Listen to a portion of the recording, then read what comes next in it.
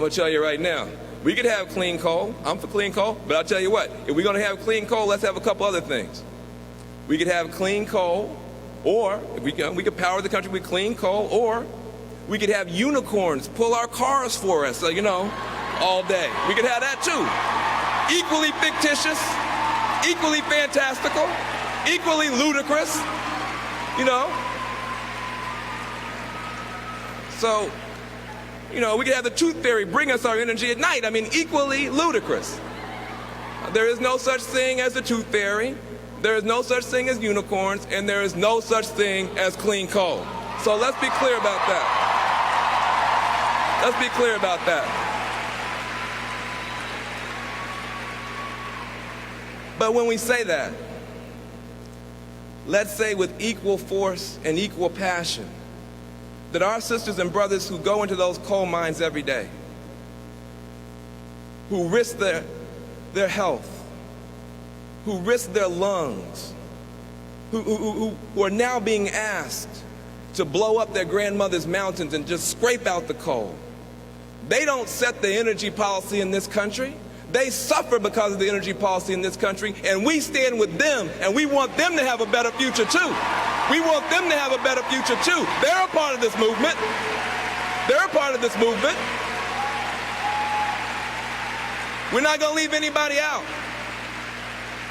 When we talk about green for all, green for everybody, where was it written that only men could put up solar panels?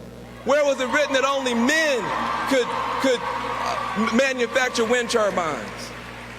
If the green economy has the same sorry track record of sexism, if women in the green economy are making 70 cents to the dollar, just like they're doing in the pollution-based economy, something's wrong with our movement. Something's wrong with our movement. We need to have gender equity in this movement.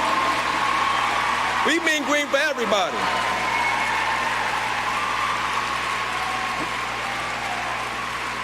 And we need to be clear about that.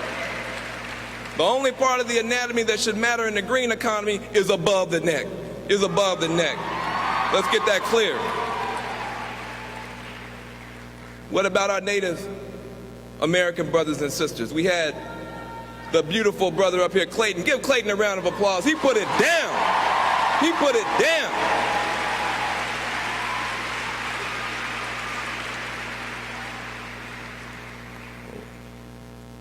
They told us a long time ago that this was sacred land. And the sacrifice zones of the pollution-based economy have to become the sacred zones in the new clean and green economy. Those communities that were locked out of the pollution-based economy and pushed down by the pollution-based economy need to be lifted up in the clean and green economy. That needs to be a moral principle. And our Native American sisters and brothers who were pushed and bullied and mistreated and shoved into all the land we didn't want, where it was all hot and windy. Well, guess what? Renewable energy. Guess what? Solar industry. Guess what? Wind industry. They now own and control 80% of the renewable energy resources. No more broken treaties. No more broken treaties. Give them the wealth. Give them the wealth. Give them the dignity. Give them the respect that they deserve. No justice on stolen land. We owe them a debt. It was fine for you to suffer when it was hot. We'll let you be the solar power for this country and not just bring clean energy and that kind of power, but bring the moral power that community has been crying out to deliver to all of us. What about our immigrant sisters and brothers? What about our immigrant sisters and brothers?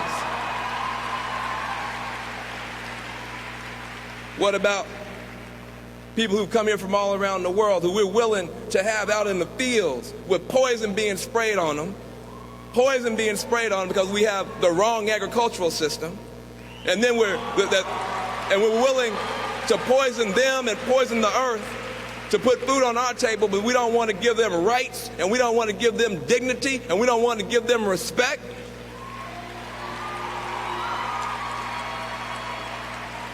We need to get down on our knees and thank these Native American communities, but also the Latino community, Asian community, and every other community that's willing to come here and help us out, because we obviously need some help.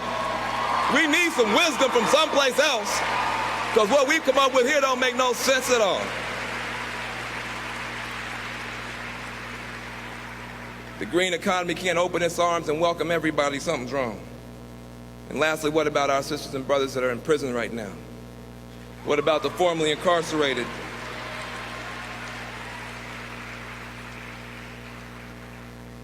We need to have a green economy that doesn't have any throwaway species. We need to have a green economy that doesn't have any throwaway resources. We need a green economy that doesn't have any throwaway people either. No throwaway people.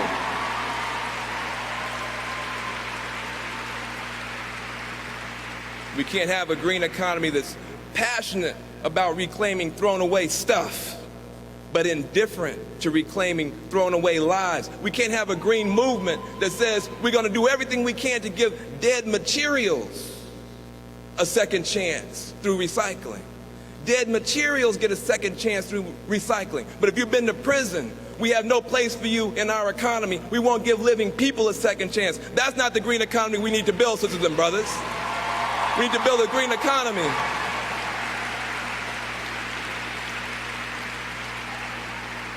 that reclaims people, too, that reclaims community. That's why you were born kind of strange. That's why you have all these funny feelings in yourself, because it takes a big heart. It takes a big heart to embrace the children of all species and people of all colors and say, I hold a vision for you. You may look different. You may be from someplace different. Our circumstances may be different. But I'm out here fighting for you. And I want to stand with you. And I want to work with you. And I want to listen to you. And it's the love in your heart that will give you that power. And the power that you have right here, with no guns, with no elective office, just right here. The love in your heart is stronger than a bomb. It's stronger than a bomb. It's stronger than a bully in office. It's stronger than a polluter. There's enough love in this room to save the whole world, sisters and brothers. If you don't let it down. If you don't let us down. And the reason I want you to hold on to your idealism is because this is the final chapter. In this century, based on what you do, the whole human family will declare what kind of species we are. Understand that. This is deeper than a solar panel. I want you to have a clean energy revolution. That's beautiful. But I'm going to tell you the truth about it. If you stop there, if all you do is have a clean energy revolution, you won't have done anything. And I'm going to tell you why. I'm going to tell you why. If all we do is take out the dirty power system, the dirty power generation in a system, and just replace it with some clean stuff, put a solar panel on top of this system, but we don't deal with how we are consuming water, we don't deal with how we're treating our other sister and brother species, we don't deal with toxins, we don't deal with the way we treat each other. If that's not a part of this movement, let me tell you what you'll have. This is all you'll have. You'll have solar-powered bulldozers, solar-powered buzzsaws, and biofueled bombers, and we'll be fighting wars over lithium for the batteries instead of oil for the engines, and we'll still have a dead planet.